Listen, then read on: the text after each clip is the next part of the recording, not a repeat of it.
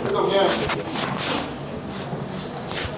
Như vậy thì là chúng ta khái quát hóa cái nội dung nằm trong cái hệ phương trình tự nhiên đó, đúng không nhỉ? Thì cái vấn đề mấu chốt đó là để cho cái hệ phương trình tự nhiên hoạt động tốt,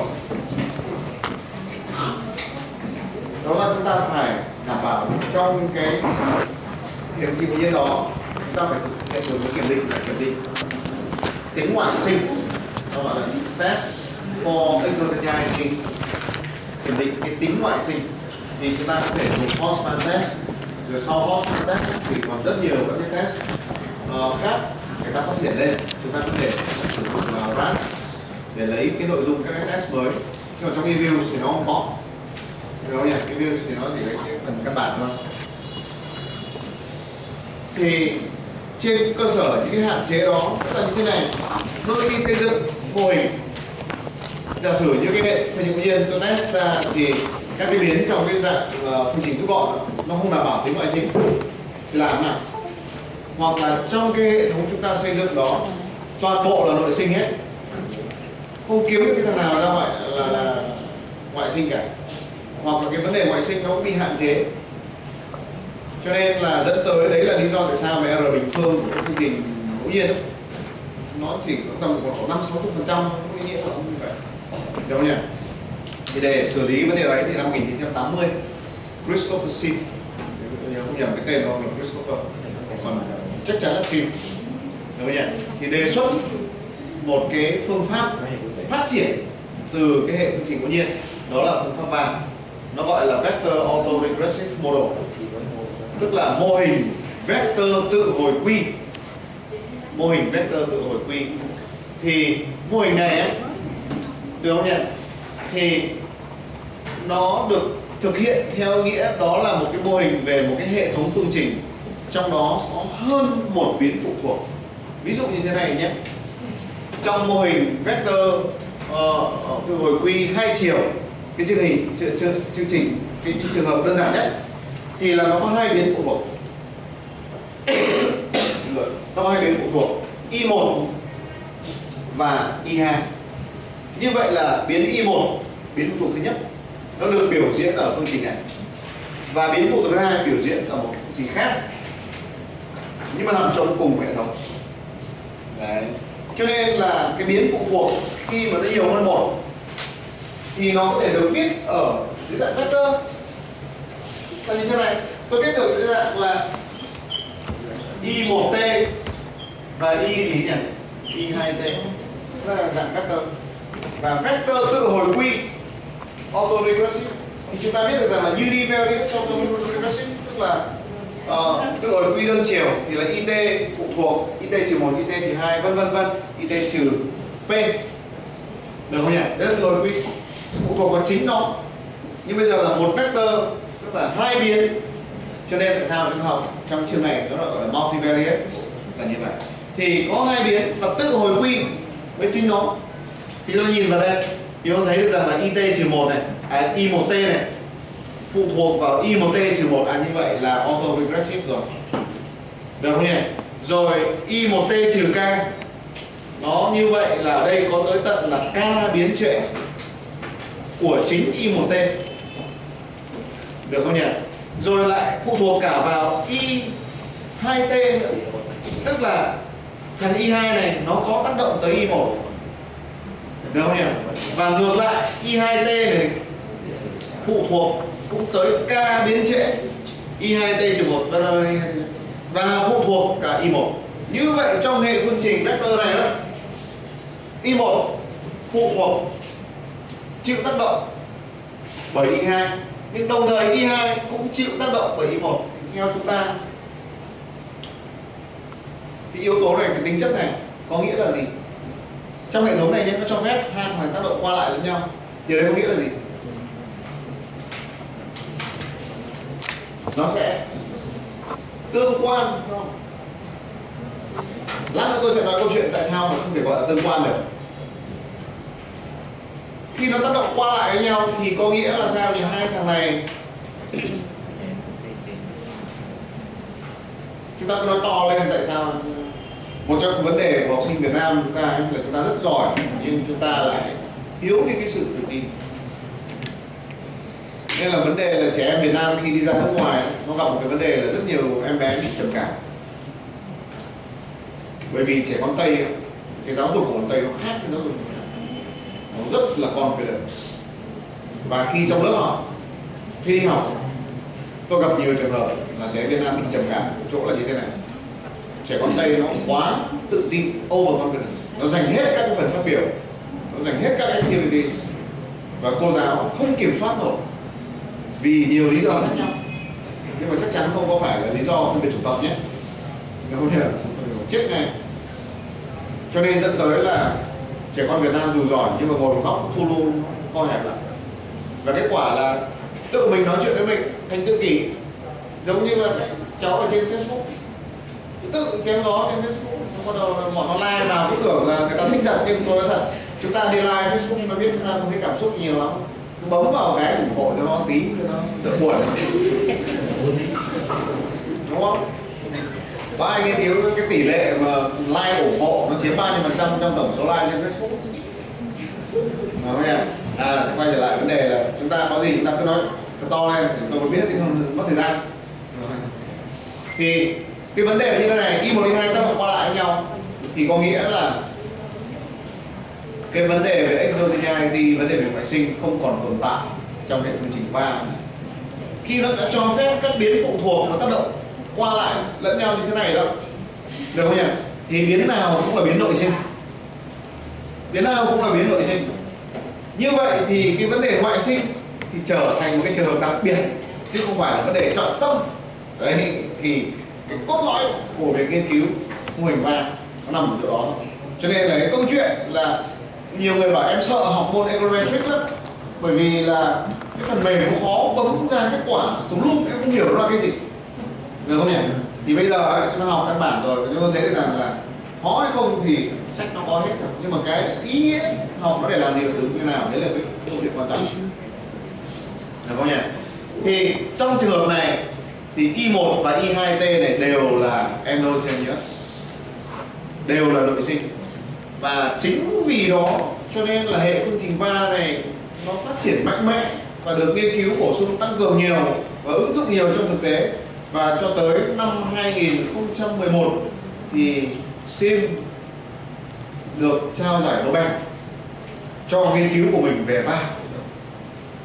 Trước đó là 2003 đã trao cho Engel về gas sau này không học, nhưng mà đến 2011 thì trao cho Sim về va. Đồng chủ nhân nhận giải Nobel 2011 thì gồm có cả Sargent, thì ông này là giáo sư về macroeconomics, nhưng mà thực ra gọi là macroeconometrics. Nhưng mà bây giờ macroeconomics thì nói nó cổ điển quá. Macroeconometrics tức là kinh tế vĩ mô nhưng mà là nghiên cứu định lượng trong kinh tế vĩ mô, cũng như là chúng ta học microeconometrics chứ không phải là microeconomics nữa, được không nhỉ? Rồi nó còn có cả finmetrics tức là financial econometrics trong cái này. Cái đấy thì rộng hơn và đang phát triển nữa. Đấy cũng là một trong những hướng chính và quan trọng trong cái này. Thì Sim được trao giải Nobel bởi vì sao? Bởi vì là trong hệ thống kinh tế vĩ mô của nhiều quốc gia, như tôi nghiên cứu một quốc gia thì các biến nó thường nó tác động qua lại. Cái bài giảng đầu tiên kinh tế vĩ mô bao giờ thầy chả nói là các cái biến kinh tế vĩ mô thì là các cái mục tiêu nó xung đột lẫn nhau, được không nhỉ? Bởi vì các biến nó quan hệ tương tác qua lại với nhau và cực kỳ khó có thể đạt được nhiều mục tiêu, nên dẫn tới các ngành trung ương thường nhắm vào mục tiêu nào đó. Việt Nam nhắm vào tăng trưởng nhưng các quốc gia khác lại nhắm vào lạm phát, được không nhỉ? Thì đấy là các cái biến khi nó tương tác qua lại với nhau như vậy thì trong hệ thống kinh tế trừ lãi suất ra thì các biến còn lại thì nó tương tác qua lại lẫn nhau theo một cái kịch bản khác nhau, được không nhỉ? Và trong trường hợp đấy thì mô hình va ra đời, được giới thiệu năm 80 thì nó cho phép các nhà nghiên cứu nhìn nhận cái tổng thể kinh tế với mối quan hệ tương tác và được định lượng hóa trong mô hình này thì thực tế hơn, thì các biến này được phép tương tác qua lại với nhau. Thì đấy là Lý do vì sao mà va lại trở nên phổ biến và được trao giải Nobel ở Việt 2011 được không nhỉ? Bởi vì là năm 2007 2008 thì bắt đầu khủng hoảng kinh tế, thì sau khủng hoảng là quá trình nhỉ điều hành kinh tế để lèo lái nền kinh tế Mỹ thoát khỏi khủng hoảng, đúng không? Thì khi thoát khỏi khủng hoảng như vậy thì cần phải có những cái tầm nhìn tổng quát về cái hệ thống kinh tế, thì mô hình va giúp cho chúng ta nhìn được cái mô hình kinh tế cân bằng tổng quát dưới dạng phân tích định lượng là như vậy. Thì trong trường hợp này thì trong mô hình va người ta cũng giả định là UT cái phần dư này và U1T U2T này thì là phần dư ngẫu nhiên, được không nhỉ? White noise disturbance, tức là kỳ vọng toán thì bằng không, U1 và U2 không liên quan gì tới nhau. Đấy, một giả định cực kỳ quan trọng, tức là hai phần dư của cái này thì là không liên quan gì tới nhau. Ví dụ như tôi đang nghiên cứu về GDP, tăng trưởng và thất nghiệp, được không nhỉ? Như vậy là tăng trưởng kinh tế phụ thuộc vào chính nó trong quá khứ, rồi phụ thuộc vào cả các tỷ lệ thất nghiệp trong quá khứ nữa, rồi thất nghiệp cũng phụ thuộc vào tăng trưởng kinh tế, rồi cũng phụ thuộc vào chính tỷ lệ thất nghiệp nó trong quá khứ nữa. Ví dụ như vậy, hoặc tăng trưởng và lạm phát, nếu như tôi thêm một biến lạm phát vào đây nữa, được không nhỉ? Thì cái giả định là phần dư của cái phương trình tăng trưởng này nó không liên quan gì đến phần dư của cái phương trình thất nghiệp. Hai thằng này nó độc lập với nhau, được không nhỉ? Ok không? Tức là nếu như xảy ra một cú sốc biên dịch trong kinh tế, nếu như xảy ra một cú sốc đối với tăng trưởng kinh tế thì nó sẽ không dẫn tới một cú sốc khác về thất nghiệp, được không nhỉ? Mà cú sốc về tăng trưởng kinh tế, được không nhỉ? Nó chỉ tạo ra các cái tác động lan tỏa tới thất nghiệp ở những chu kỳ tiếp theo. Ví dụ tôi nghiên cứu theo hàng quý chẳng hạn, được không nhỉ? Thì ở những quý tiếp theo thì thất nghiệp chịu tác động lan tỏa, chứ không phải là cú sốc nhảy lên GDP bất ngờ tăng trưởng thêm bao nhiêu % nữa, được không nhỉ? Thì lại xảy ra thêm một cái cú giảm về thất nghiệp là bao nhiêu % ngay lập tức. Đây, hai thằng này tại thời điểm đây là không liên quan gì đến nhau, tức là quý này xảy ra một cú sốc đến tăng trưởng kinh tế nhé, được không nhỉ? Thì nó không ngay lập tức nó diễn ra một cái cú sốc về thất nghiệp, nó xảy ra như vậy tại hai cùng thời điểm nhé, là không có liên quan gì đến nhau. Hai cú sốc này độc lập với nhau, thì đấy là cái giả định là như vậy, được không nhỉ? Thế cho nên là trong trường hợp này thì mô hình va thì được viết một cách khái quát là va có ở bậc G, được không nhỉ? Theo đấy có nghĩa là va bậc G có nghĩa là mô hình va có G biến, có G variables, có G biến. Lúc nãy là tôi viết va mấy đây, nếu như mô hình này là va 2, đúng rồi, va 2 thì có hai biến, tăng trưởng và thất nghiệp, được không nhỉ? Tăng trưởng và thất nghiệp. Thì bây giờ tôi khái quát lên là có G biến nằm trong phần này, được không nhỉ? Thì là có G phương trình, tức là mỗi một biến thì có một phương trình đại diện của nó, là như vậy, được không nhỉ? Đây là trước có một em bên Đại học Quốc gia em làm về mô hình phương trình va thì em làm đâu có 5-6 biến gì đó, 5-6 biến, thừa rất nhiều các biến vào 5-6 biến. Nhưng mà đến khi mà ra viết văn thì em viết không phải dạng vector, viết dạng như này, em viết mỗi cái phương trình đầu tiên. Tôi hỏi ô thế có em chỉ nghiên cứu cái nào đầu tiên thôi à? Thế còn những cái biến khác thì sao? Được không nhỉ? Thì như vậy là cách diễn đạt là như vậy là thiếu sót, nó nằm ở trong phần này. Thế thì bây giờ như thế này, được không nhỉ? Các chú thích và các khái niệm sử dụng trong mô hình va thì một trong những cái thuộc tính của mô hình va là cái tính compact là gọn gàng, được không nhỉ? Cái tính gọn gàng mà theo đó mà chúng ta viết các cái ký hiệu, được không nhỉ? Ví dụ như thế này, trong trường hợp ở trên đó chúng ta có thể viết ở dưới dạng như thế này, nếu như k bằng 1, tức là it phụ thuộc vào i1t phụ thuộc vào i1t trừ 1, rồi i2t trừ 1, như vậy độ trễ ở đây ấy, chỉ có 1, auto regressive, được không nhỉ?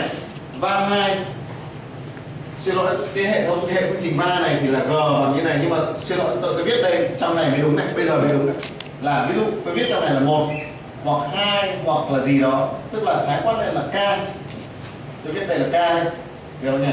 Trong ngoặc này người ta viết cái phần trong ngoặc này là liên quan tới độ trễ chứ không phải là liên quan tới số biến. Số biến thì có thể là hệ phương trình va bằng g là tổng số biến. Có hai cái nhé. Như vậy hệ phương trình va có hai yếu tố, tổng số biến nằm trong hệ thống, tức là cái chiều dài của vector cột này, được không nhỉ? Tức là g nhân 1, kích thước của nó là g nhân 1, trong trường hợp này là g bằng đến bằng 2. Và thêm một thông tin nữa là biến trễ k bằng 1, có nghĩa là các biến phụ thuộc này thì chỉ phụ thuộc vào độ trễ trước đó một giai đoạn. Lag, cái này là lag này, được không nhỉ? Chỉ phụ thuộc trước đó một giai đoạn. Nếu k bằng 2 thì phương trình này phải viết như thế nào? Thêm t-2 nữa mà nhỉ? Tất cả đều thêm t-2 cả. Như vậy thì là tăng trưởng của quý này nhé phụ thuộc vào tăng trưởng của quý trước nhé, xong rồi lại phụ thuộc vào tăng trưởng của quý trước nữa cho trường hợp là k bằng 2, đúng không? Thì đấy là chúng ta viết ra, và chúng ta để ý này, chúng ta viết ở dạng vector này cho nó dễ. Chúng ta viết ở dạng vector này cho dễ. Có đúng là vector này, vector cột y này bằng vector hệ số chẵn này, vector tham số mai trận vuông này nhân với cả vector cột của biến trễ t-1 này và vector cột phần dư. Đấy. Thì khi viết trình bày mô hình chúng ta viết ở dạng vector này, đối với mô hình va có kích thước lớn, có nhiều biến, độ trễ dài thì chúng ta viết như này thì nó gọn gàng hơn. Còn nếu không thì chúng ta viết hết cả ra thì chúng ta không tin tôi, bây giờ tôi viết thử xem dài á, hiểu không nhỉ? Và trong trường hợp đấy thì nó viết ở cái dạng vector này nhé, tôi lấy it này thì là biểu diễn cho it, y1t và y2t, thì nó đây kích thước là vector cột là đây g nhân 1, cái này g nhân 1, ma trận tham số p1 này, beta 1 này là kích thước là g nhân g, được không nhỉ? Rồi y1t, it trừ 1 và ut, rồi còn viết tổng quát ra nhé là cho tới độ trễ bằng k, được không nhỉ? Tức là mô hình va k thì nó được viết ở cái dạng như thế này. Đấy, chúng ta viết rất đơn giản. Đây, hệ phương trình của em như thế này, em vector này gồm có g biến, trong đó g bằng 5, ví dụ như vậy, gồm có tăng trưởng, lạm phát, thất nghiệp, lãi suất, được không nhỉ? 4 và thêm một biến nữa là biến ABC gì đó, tỷ giá, được không? Đó. Thì là như vậy, thì chỉ cần đọc như vậy, cái người mà đọc phản biện cho chúng ta là người ta biết hết rồi, hiểu không nhỉ? Khi em viết như vậy thì người ta rất hài lòng, bởi vì chứng tỏ là chúng ta hiểu và chúng ta nắm được vấn đề, và chúng ta trình bày đầy mạch xúc tích thì chúng ta sẽ được đánh giá tốt. Đấy, thì cái việc mà học bài bản nó nằm ở cái kích thước có lợi cho chúng ta ở chỗ đó, được không nhỉ? Và chúng ta có thể mở rộng cái mô hình này, khi mà mô hình va này sẽ bao gồm một cái nhân tố nữa, nó gọi là nhân tố gì đây nhỉ? First difference, tức là sai phân bậc nhất. Khi chúng ta đưa mô hình này vào sai phân bậc nhất, thêm một nhân tố nữa là sai phân bậc nhất, tức là bây giờ đấy, cái này nhá là it này, được không nhỉ? Là nó đang dừng ở tiếng Việt, cái này từ này tôi chịu level, it là đang ở level nhé. Chúng ta lấy sai phân bậc nhất thì nó sẽ là delta gì nhỉ? It, có đúng không? Tức là bây giờ nó không còn là it nữa mà nó sẽ là gì nhỉ? It trừ cho it trừ gì nhỉ? Trừ 1. Thì có phải cái này là first difference? Ok không? First difference. Ví dụ nhé, GDP tôi lấy sang phân bậc nhất thì thành là tăng trưởng của GDP. Nếu tôi để ra giá trị lót, CPI chỉ số giá, lấy first difference thì là lạm phát, ví dụ như thế. Có đúng không nhỉ? Thì cái này là phần gọi là first difference. Thì cái này á, được không nhỉ? Thì người ta gọi là mối quan hệ đồng hợp nhất, cointegrating relationship, hay còn gọi là VECM, viết tắt của từ là vector of error correction. M thì nó có hai cách viết, tôi viết là mechanism,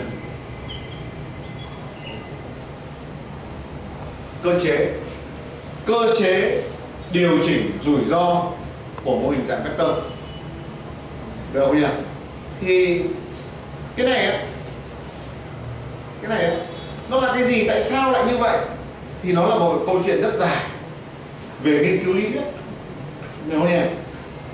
Dần dần chúng ta sẽ hiểu, tôi không nói nhanh trường hợp này, tôi sẽ hiểu. Và khi ứng dụng thực tế, trước hết là tại sao nó lại first difference lại đưa vào đây mà lại thành là VECM để làm cái gì, và diễn giải trong lý thuyết, diễn giải trong khuôn mẫu lý thuyết kinh tế nó được hiểu như thế nào, và ứng dụng các cái paper nghiên cứu trong thực tế nó là cái gì.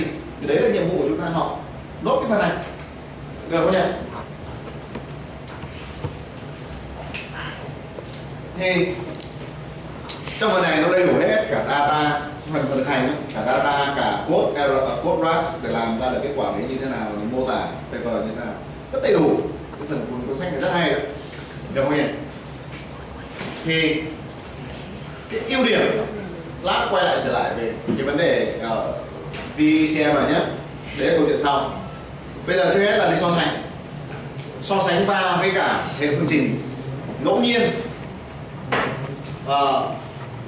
dạng cấu trúc nguyên thủy. Thì va nó có nhiều ưu điểm. Ưu điểm thứ nhất là không cần phân biệt biến nào là nội sinh, biến nào là ngoại sinh, tất cả đều là gì nhỉ? Nội sinh nhé. Đấy là cái ưu điểm lớn, nó là như vậy. Thứ hai là nó cho phép các cái giá trị biến phụ thuộc vào nhiều hơn một biến chế, có thể là trong quá khứ, cách đấy mấy quý tác động. Như vậy là mô hình va nó mang tính phổ quát, mang tính khái quát. Tôi nghiên cứu ở phía này nhé, được không nhỉ? Trong mô hình có 5 biến nhé, nhưng mỗi biến nó lại có cái đặc trưng thông tin khác nhau. Lạm phát thì nó có thể nó chịu tác động từ lạm phát từ 5 quý trước trở lại cơ, nhưng GDP ấy, thì nó chỉ tác động tới, nó chịu tác động bởi biến chế của GDP quý trước. Cú sốc tăng trưởng nó qua rất là nhanh, trong khi lạm phát thì nó dai dẳng hơn. Đấy, thì nó cho phép có thể là nhiều biến đưa vào như vậy, được không nhỉ? Và nó đơn thuần ấy, nó chỉ là một cái trường hợp khái quát của mô hình AMA. Chúng ta để ý đi nhé, viết dưới dạng vector ấy, thì nhìn mô hình va có khác gì mô hình ARMA không? Đây đấy, IT này phụ thuộc vào IT-1, rồi IT-2 này, IT-K, có đúng là auto regressive không? Được không nhỉ?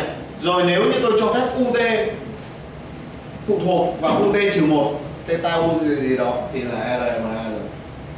Được không nhỉ? Thì đơn giản nó chỉ là sự phát triển lên của mô hình ARMA, nhưng bây giờ là gì nhỉ? Đa chiều thay vì nghiên cứu đơn chiều một chuỗi như trong ARMA. Được không nhỉ?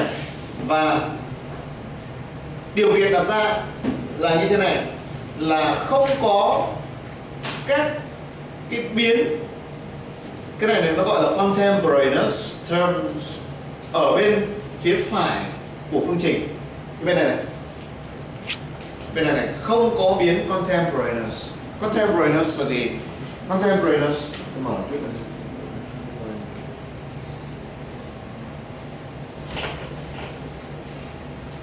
Cái biến contemporaneous tức là như thế này này. Ở phương trình này nhìn này không rõ, phương trình này chúng ta nhìn thế này, y1t nhé là bên trái nhé, là tại t nhé. Còn biến bên này ấy, tất cả các biến bên này nó ở trạng thái là gì đây? Trong quá khứ hết, t-1 hết, không có biến nào nằm ở trạng thái t. Ví dụ như thế này nhé, tôi có thể đưa một cái biến là y2t vào đây được không? Được. Về mặt toán học là tôi có thể đưa y2t vào đây, y1t phụ thuộc vào y2t, được nhỉ? Và trong trường hợp nếu như có sự xuất hiện của y2t được không nhỉ? Thì y2t được gọi là biến contemporaneous, tức là biến cùng thời điểm với cả cái biến phụ thuộc. Và trong trường hợp đấy thì biên dịch trong kinh tế có nghĩa là thất nghiệp của quý này tác động trực tiếp lên tăng trưởng của quý này, được không nhỉ? Tức là trong cùng quý, contemporaneous. Và như vậy thì cái này thì nó khó xảy ra trong kinh tế vĩ mô, được không nhỉ? Thì thường các cái biến trong kinh tế vĩ mô ấy, nó có tác động trễ, tức là kỳ này xảy ra lạm phát nhưng kỳ sau, quý sau nó mới tác động tới tăng trưởng kinh tế, ví dụ như vậy. Đó, thì nó phù hợp hơn là như vậy. Điều kiện là nếu như không có cái biến contemporaneous thì chúng ta có thể ước lượng mô hình riêng biệt từng phương trình một, sử dụng phương pháp OLS rất đơn giản. Bởi vì nếu như có biến contemporaneous thì nó xảy ra chuyện gì? Nếu như có biến contemporaneous nhé, y2t nó nằm ở đây, mà y2t nó lại bao hàm cái nhỉ?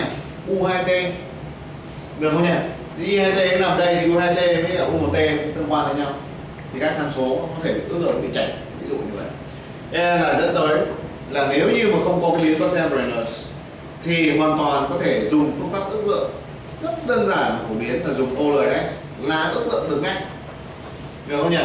Không tốn kém về mặt chi phí tính toán.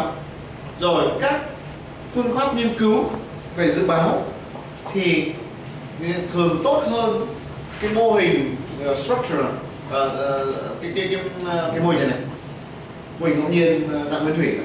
Bởi vì là như thế này, mô hình này thì các biến độc lập, biến giải thích bên này đều trong quá khứ hết, và chúng ta biết rồi. Như vậy chúng ta đứng ở thời điểm t, chúng ta phải dự báo cho t cộng 1, nên dự báo tốt hơn các phương trình trên. Cái tính dự báo forecast stability của mô hình va thì so với cả phương trình ngẫu nhiên thì tốt hơn. Ngẫu nhiên thì em tìm ra được cái cấu trúc của cái hệ thống và giải lời vấn đề trong cái ví dụ đó, nhưng mà dự báo khó, hiểu không nhỉ? Nhưng va dự báo tốt hơn, nó nằm tính ở cái chỗ tác động trễ như này, hiểu không nhỉ? Nhưng vấn đề ở chỗ là như thế này, mô hình va thì thường ấy, nó có một cái vấn đề, nó là chỉ là mô hình lý thuyết, cũng giống như mô hình ARM. Có nghĩa là gì? Đôi khi nó xảy ra một cái vấn đề nhiều người hay nói là nếu mà va như vậy ấy, thì đôi khi tôi đưa vào các biến chẳng liên quan gì với nhau mà ra được kết quả có ý nghĩa thì nó có ý nghĩa à? Tức là em muốn đưa cái gì mà em nghiên cứu được, có đúng không? Chúng ta thử đưa một chuỗi lạm phát, một chuỗi số liệu ở Thái Lan, một chuỗi số liệu ở Singapore, một chuỗi số liệu ở Việt Nam chẳng liên quan gì với nhau, đôi khi là như vậy. Đưa vào hệ thống và cũng ra kết quả là biên dịch một cách bình thường. Đấy, cho nên là nghiên cứu va thì nó xảy ra một cái vấn đề, tức là nó thiên về lý thuyết quá, nó thiên về lý thuyết, nó thiếu cái tính kết nối đối với cái cột mốc lý thuyết kinh tế, thiên về lý thuyết kinh tế lượng, được không nhỉ? Cho nên là cái giải Nobel trao cho hai nhà khoa học năm 2011 thì họ phải chia nhau, bởi vì cống hiến như nhau. Sim thì đưa ra phương mẫu về kinh tế lượng, nhưng Sargent, được không nhỉ, thì hiện thực hóa các cái phương pháp của phương pháp va trong các cái nghiên cứu lý thuyết kinh tế vĩ mô của mình về mặt thực nghiệm, nên nó gọi là macro econometrics là như vậy, tức là còn lai, đúng không? Vừa macro economics vừa phải có cả econometrics.